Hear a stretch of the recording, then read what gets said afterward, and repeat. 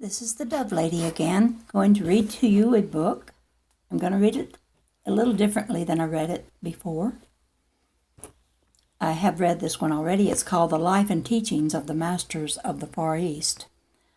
This time I'm going to read it a little differently in that I'm going to put this book, it consists of chapters that have several paragraphs that are numbered 1, 2, 3, and this first one has about 26 paragraphs. I will put them in the description bar because after they're read, then it goes one by one to each of the paragraphs, and the part that's called For the Teacher explains more thoroughly those paragraphs. So first of all, I will read the paragraphs, and if you want to listen to the For the Teacher part, you will hear me read that, but you can go and refer over to the paragraphs again by looking in your description bar, and you'll see them there because it's always saying this paragraph says this and it means that, and so if you're not seeing the paragraph, you kind of are at a loss. So this way you won't be, because I'll have it where you can look at it as I'm reading the For the Teacher part. And so I will begin. The one mind. We have evidence of the control of the one mind. In every field of action, we will note the one mind control. Even upon this boat, you will note that there is one head. Consequently, there is one control, with many activities under that control. And all these lesser activities emanate from that centralized authority. It is only through this centralization of power and authority that there is anything like harmony in the operation of any organized section of society, or even within the individual. We all know what happens when there is a division of power, or rather an attempt to divide authority without consideration of some central motivating source.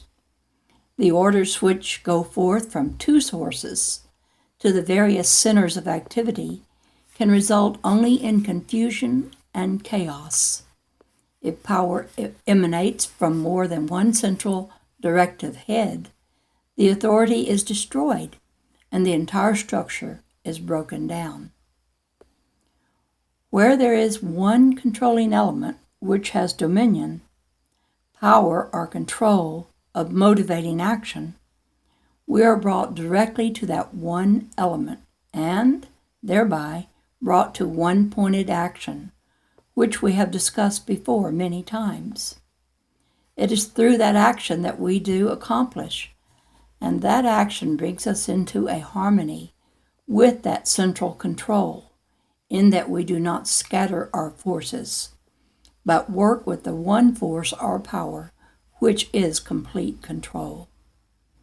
You always bring yourself into accord with that to which you have delegated power. That is, if you believe in the power of the world and its environment, you are seemingly receiving directive control from 1,000 different sources, and this is the source of your confusion.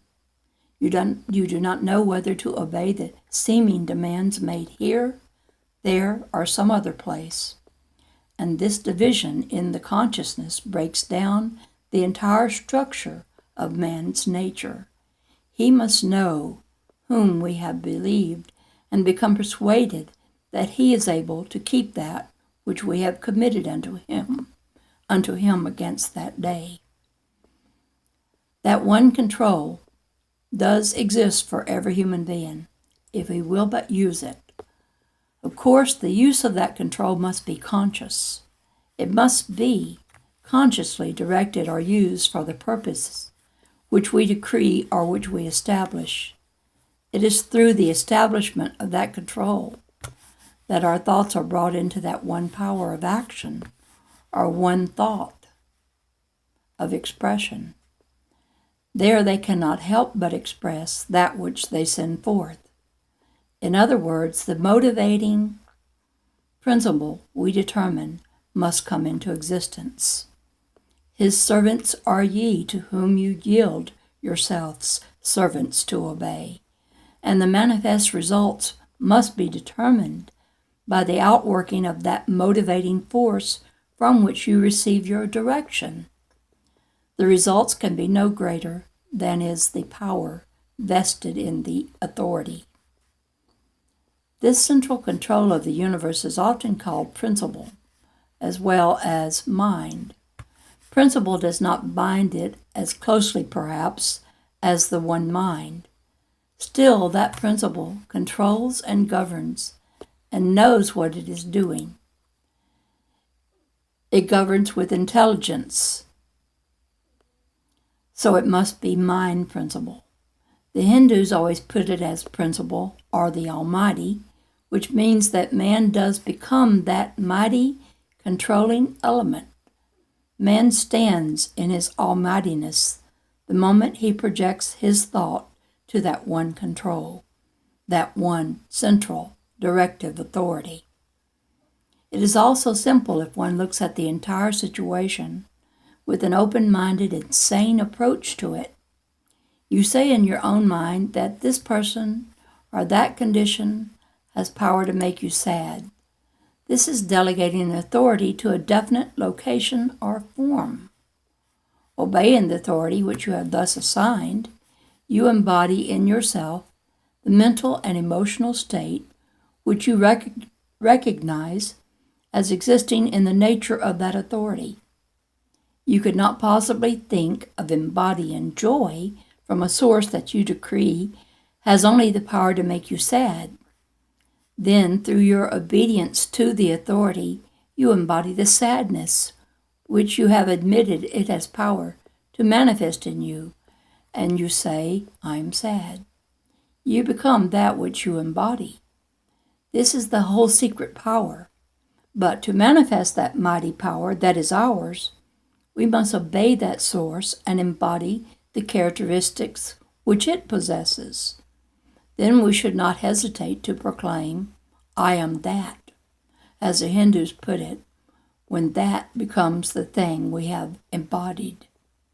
This will all become perfectly clear to anyone who will dwell on the matter for a time. In this state, willpower is not a method of control. Willpower gives us the impetus for bringing that control into existence, but it is not the motivating factor back of the control. Will may differ entirely from control. Self-will never is able to project thoughts to one central point. Definite control or mind action is capable of carrying thoughts, feelings, or actions to one central control, which is a definite attribute or element that man uses always and which he has dominion to work with, not over, but to work with. That is the very force which man brings into activity the moment he brings his thought to that focal point of principle which activates all conditions. Let us take a very simple illustration. Man has power to bring his mind into subjection to the principle of mathematics, but he does not have the will to make the principle act. The principle acts of itself and is a single center of control within its sphere. Man may bring his will up to the point of the activity of the principle, but from then on the principle is the motivating force, and through this subjection of his will, to be more accurate, he finds the secret of his mathematical power. The principle of the human will is that it is to be brought into subjectivity to some higher authority, and thus man becomes the embodiment of it and is possessed of the power of this higher authority. Man's weakness is brought about through making himself subject to that which in reality has no power, and this should be proof to him of the immense power which is possible to him. He must now learn to apply this principle of his own will and recognize power as existing only in the one principle. Our everyday life is a concrete application of this fact, in that our statements conform to the one principle or one mind. We vision or project an ideal. Let us say that that ideal is for perfection. We immediately come into direct accord with the one mind control or principle. We project an ideal for ourselves to accomplish. If it is a high ideal, that power immediately becomes active and brings that ideal into existence. The moment that ideal is projected and the force back of it becomes active through it, that ideal is complete. That is, the moment the ideal is released from the activity of our will and is projected into the activity of the one principle, it is a completed thing. So long as there is any dual sense, it is difficult for anyone to see how this can be true on the manifest plane. The masters do not take into consideration any plane outside of the spiritual made manifest. If we do not take into consideration any plane outside of the spiritual, it must be in existence always after the statement is made, even before the statement is made. We quite evidently withhold from ourselves the accomplishment of our ideal because we look to 3 planes upon which it will manifest. It is found very conclusively today that it manifests only on one plane. It manifests on the spiritual plane always, and it is always fact. Now, if we hold to and remain within that spiritual plane, we would see it in its true expression. We would not need to look to the material at all, for when we do, we speak in terms of materialization, and materialization is not spiritually a fact. The actual thing is the fact always. That is the spiritual made manifest. 2 + 2 = 4 in the mathematical principle. It equals 4 in the mind, and likewise in manifestation. This is not 3 planes, but it is all the mathematical fact, separated or differentiated at no point whatever. After the manifestation, it is said that it does no harm to name it material or physical, because you cannot harm the fact, but it is always elevated or exalted to the spiritual. That was Jesus' meaning when he said, "If you exalt all things to spirit, they are in existence already." Evidently, he had that very thing in mind when he gave the prayer, "Father, I thank you that you have heard me and that you do hear me always." Oh dear, I gotta close this thing out.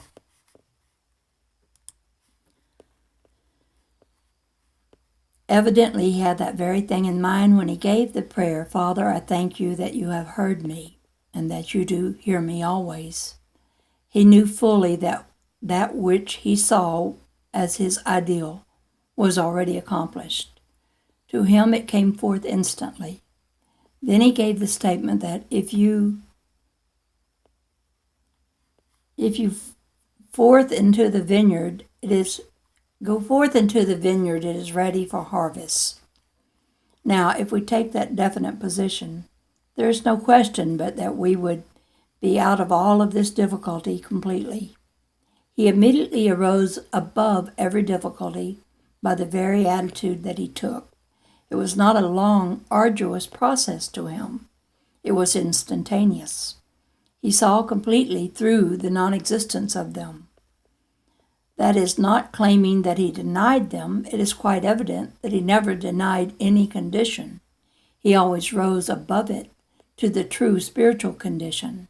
Then there was no need for denial or for paying any attention to anything but the true spiritual condition. He said, I live always in spirit. Our Bible says, I live always in a spirit, being an entirely wrong interpretation. The interpolation of a where it does not belong makes a lot of difference. That is where many mistakes were made in our understanding. The Christian Bible says God is a spirit. The original was God is spirit, never confining him to one attribute or one condition. One writer said, it is like trying to crowd God into the quart measure of our intellect. Spirit and mind are synonymous. They are one and the same in vibratory influence. That which seems to make a difference is that we take our thoughts as indicating mind. Mind is consciousness, for mind and consciousness are inseparable. The element of consciousness is thought, and when conscious of spiritual fact, there is no difference to us between mind and spirit. We are in a state of spiritual consciousness. You are right in thinking of mind as consciousness in action, but so is spirit consciousness in action. They too are synonymous. Either may become quiescent or become submerged in the individual, but they are not submerged in the outer condition. If the outer is like the inner, mind is never submerged in the individual, but is only quiescent. The individual only thinks that it is submerged, and to that person it may become non-existent because he is not conscious of it. The consciousness is always there and springs into existence instantly if one projects consciousness toward that which always is, the spiritual fact. The element of consciousness is the directive rather than the motivating agency of mind.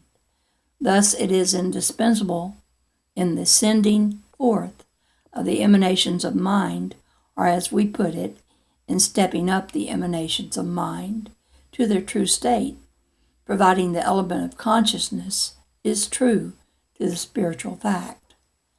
Today, many scientists are approaching this same conclusion regarding the underlying cause of all things. They dissolve the whole structure of substance or resolve it back into emanating energy, identical with spirit. Spirit is all-pervading. It manifests in everything. It is found that all elements, including radium, are reduced to that one primal element, emanating energy. But this energy, in the last analysis, is not blind force, but intelligent force. It knows what it is doing. Scientists even admit that there is a certain form of electricity that seems to know what it is doing. This all-pervading creative energy, back of all things, is aware of itself, aware of what it is doing, aware of how to do it, and we therefore call it spirit or God. It is omnipresent, omnipotent, and omnificent, as the Christian Bible puts it. When man begins to assemble in his consciousness the activities of any principle, he begins to say, I am that. This is the centralizing of the authority of the principle in himself. I am renders the mind dynamic instead of letting it rest in potentiality. It becomes dynamic the moment we focus thought upon I am. The focal point is the center always, and from it emanates the authoritative commands that control and determine the entire status of manifest man. The I am must be used to indicate man's true estate, that which he is in fact, and not what he seems to himself to be in manifest form. I am that I am, which is the embodiment of the motivating authority of the universe. Besides that I am, there is no true existence, but only delusion. The name I am was God to Moses. It has come down through the ages as I am. To the Hindus, it is Om, which means the same. Likewise, the Aryans, it is the Om. The Chinese use it as Ta. The so-called blind spots in the ether common to our radio and scientific fields is in a sense symbolic of the blind spots in human consciousness. The radio beam crosses right through these non-magnetic fields as if they did not exist. Our layers of atmosphere, the concentric bands of atmospheric conditions, are in motion.